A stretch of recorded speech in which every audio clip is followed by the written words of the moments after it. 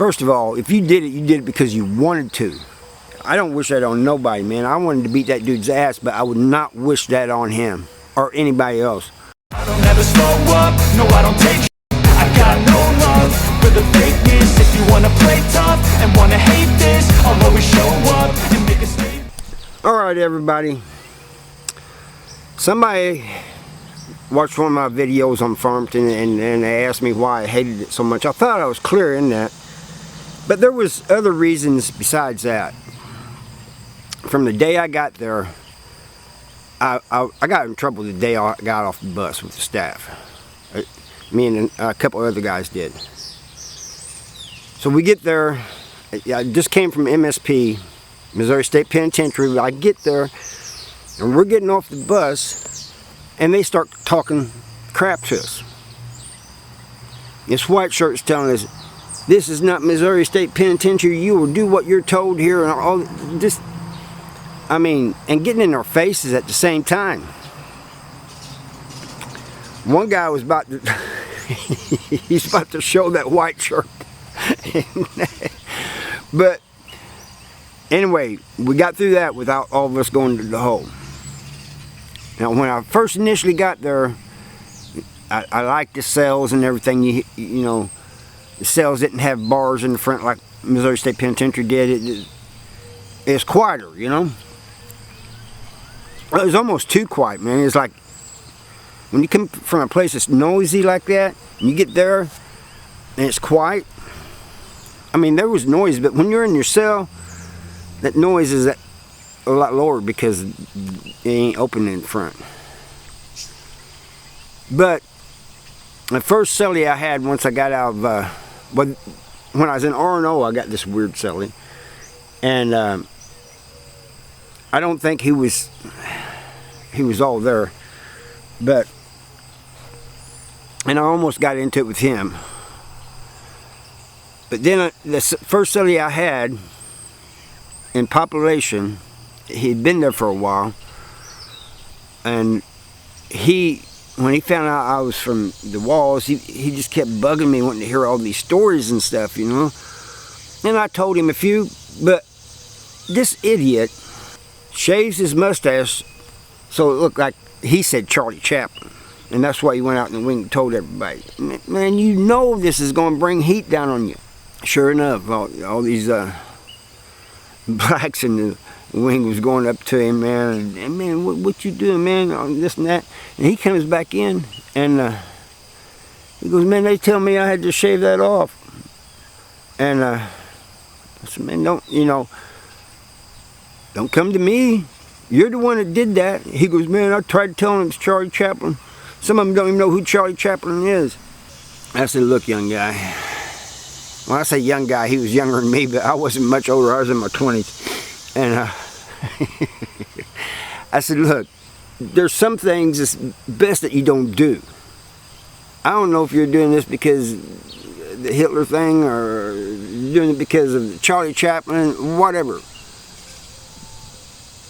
But either way, it wasn't a good idea." And I got into it again. I did a video on this, I believe, where this guy said he was having problems. First, you got to realize this bring a bunch of us down there from the walls, MSP. But so I knew I was seeing people I knew out there, you know, and. So this guy said he was having problems, saying that his cellie was pressing him and all this and that. Or I think it was his cellie. No, it wasn't his cellie, because they'd go to the, he'd see him in the library or something. Anyway, that ended up being bad too, because come find out the guy was lying and he was doing consensual things with the guy. But you had a bunch of us guys from the walls there, we all had. It was about ready to be bad. And it seemed like every time I turned around, I was getting in a fight, almost getting in a fight, getting into it with staff, and then on the other side, you had those with bad cases walking around. Had their own yard and everything. I could not that just was unbelievable to me. They shouldn't be out in the yard. They shouldn't have their own yard. I mean, it was like the prison was two prisons in one. You had A side, which is the side I was on. Then you had B side, and there's all those who had to go through that program, MOSOP program. That's why we called a lot of them, those people with bad charges, MOSOPers. But they just run around like they own the place over there. And once in a while, there would be people over there, they'd send somebody over there that didn't have one of those charges, and the guys were terrified.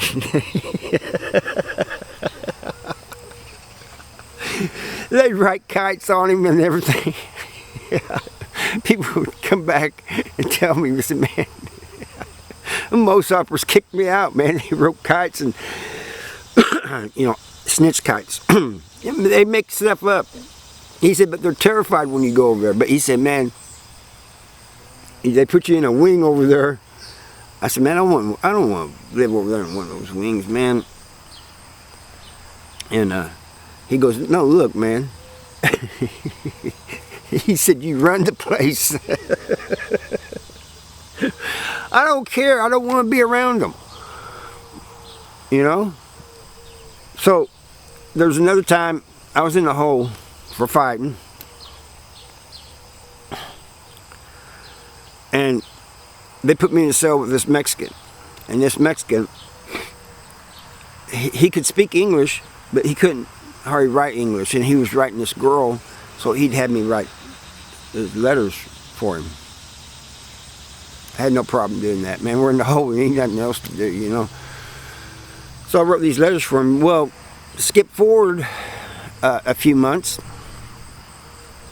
and I get into it with this group. I'm on the yard and I get into it with this group. Here comes these Mexicans, Latinos. Most of them was Mexican, and they all come up, and they said, what's up, man? And the guy that I wrote the letters for, he was like in front of all of them, you know. He goes, what's up, man? What's up? What's up, SA? I said, I'm thinking to myself, man, what's going on here? I got two groups, man. And he goes, we got you back, man. So afterwards, that cleared up. Finally, it almost came to head too. I was almost fighting on with the Mexicans against the other group. And I don't know how I get myself in these situations. At least in this camp, in this prison. So afterwards, I said, hey man, why'd you help me, man? We're not alike. We did a little bit of time in the hole together. You know, I ain't got a problem with you or anything, but you did not have to do that. You did not have to put your neck on the line, your friend's neck on the line. He goes, man, you wrote letters. You helped me write letters to my girl when we was in the hole, man. He goes, I don't forget. Well, it was just writing letters. He said, I don't forget, man. So I became good friends with him. People from the racetrack down there, tourists and stuff. So then, a while later, I mean, there was other things that happened too, you know. My partner about got into it, Kevin. He about got into it with the group. I think it was the same group, the same people of the same group anyway. And so I helped him out of that situation. Me and another guy helped him. Actually, it was the other guy who did most of the talking and stuff. There's a guy we knew at the walls, and he talked to him. But they had that steel on them. And you know, when you're faced in a situation like that, not only do you become hyper alert, to me anyway, everything seems to get brighter. Like the greens become greener, the sky becomes bluer. I don't know if I'm making any sense. Every little sound is magnified as you're facing this situation. That's the way it has always been with me anyway. It seemed like. But then there was this guy in my wing. Kevin had already been sent to Bowling Green, and this guy had put a razor on a toothbrush and put it in this guy's cell. I think it was this man's cell. And he got busted. They got cameras, you know. He went out there and put a snitch kite in there and said the guy had a knife, a shank. They shook his cell down and found it, locked him up, but they get to looking at cameras and they seen that he went in there. And so they started talking to him. They take him to the hole. Next thing they know, they're pulling me out. And they said, he said you had something to do with this. He said that you made the shank. I said, what kind of shank was it? First of all, and it said, second of all, no. He says, it was a razor blade on a toothbrush. I said, man, I ain't gonna make no shit like that. I'm gonna make a blade, I'm gonna make one. It's gonna go through bone and stuff. Flesh, deep, you know. And but they ended up locking me up over it. Just because of what he said. Even the other guy, who I kind of knew, the guy that had the shank planted on, he was telling me, man, Harvey didn't have nothing to do with this. There was all kinds of people, COs, and said, man, Harvey, this is not his MO. He wouldn't do this. Sidell wouldn't do this. Well, I don't know what happened just then. But anyway, I get sent to Potosi. The other guy, he gets sent to Crossroads Correctional Center. I'm in the hole for 9 months down at Potosi because of this dude. Mad about it too. I told myself if I ever see him again, I'm beating his ass. Somebody came from Crossroads and found out I was there and told me that dude was put in a cell with a guy who knew me and well, he didn't really know me, but he knew me, and said he did bad things to that guy because of him setting you up. I said, man, you know, I don't wish that on anybody. First of all, if you did it because you wanted to. I don't wish that on nobody, man. I wanted to beat that dude's ass, but I would not wish that on him or anybody else. So that guy just did that because he wanted to. But anyway, that's how I got out of Farmington. But I remember this one cellie I had, they put this guy in my cell. And he had bad charges. And I think that's one of the reasons why the staff hated a lot of us there. Not all staff. There was some COs that were cool, you know, respectful and everything. But a lot of them, if you did not like those with those cases, they didn't like you. You know? They would not come out and say they didn't like you, but you get harassed by them all the time. But I get into it with this guy because people told me, first of all, people told me his charges, so that just changes your outlook right away, you know, on somebody. And then he mouthed off to me, and so I ended up whooping him a little bit. And I go out, and he tells me, come back in and finish it. You know, I just hit him like a couple times, and I go to leave. He comes out and he said, you're going to have to come back in here and finish it. Oh, you little... Everybody's in the wing. He said that in front of God and everybody. I got to go back in there. You don't get no points for beating up one of those people, in my eyes. But anyway, he gets locked up, and they try to lock me up. They catch me at work, and I said, man, I didn't do nothing to that guy. And he goes, well, he's saying he got hit with a somebody threw a snowball at him that had ice in it. He goes, "It looks like a right hand to me, and you're complaining about your knuckle." I said, "I just filled out accident report at work saying that I smashed my hand." I said, "There's witnesses down there." He goes, "Yeah, all your cronies. Every one of them down there are your cronies.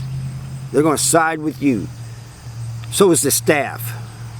And this major was pissed, and this lieutenant and stuff. And anyway, I get out of that one. They didn't lock me up, but he tells me, he says, I shit you not, this is what he tells me. He goes, "Starting next week, I'm going to be working A-side." He goes, "You tell your cronies I'm going to be on A-side, and I'm going to be watching you guys." He goes, "And I'm going to get you." He goes, "I am going to get you first of all. I'm going to get you off of this prison." We called him camp. He goes, "I'm going to get you off this camp one way or another." And so I did. I went out back and I told everybody I hung around with him, "Man, he says he's out to get us." He straight up came out of his mouth, "He's out to get us." And it was too. We could be in a group just talking. Here he'd come. Shake down. He'd pat us all down and everything. And a lot of times when he'd get to me and he's patting me down, "I'm going to get you." So I did, just wait. It's only a matter of time. I'm going to get you. So everybody, when I got sent to Potosi over that, whatever you want to call it, that razor blade on a toothbrush, everybody there that was still there, and people at other camps saying, "Yeah, he did that to get rid of you." He said that was a sit-up. I don't think he was behind the whole shank thing or anything. I think he used that opportunity. You know, he seen a situation where he could get me. I think that's what it was. But I don't think he went through the trouble of having that dude plant the shank and everything just to get to me. You know, he'd taken him out too. I think I got him now. I can use this to get him. And after I left, I found out over the years, you know, I still had several more years to do, that he did get some of my people I hung around with off of there. He did what he said he was going to do. Asshole. Anyway, so it just seemed like every time I turned around, I was getting into it with somebody on the yard, the staff, and plus I just hated that place. At one point, I told a workout partner, man, I wish they'd send me back to MSP. And you know how I feel about MSP. I was glad to get out of that place. I'm lucky I made it out of that place. But at one point I told him that. That's how bad it was. And then you got those people messed up cases running around all over the friggin' place on the other side, doing their little workouts. They can't even work out, but they try. And it just gets to me.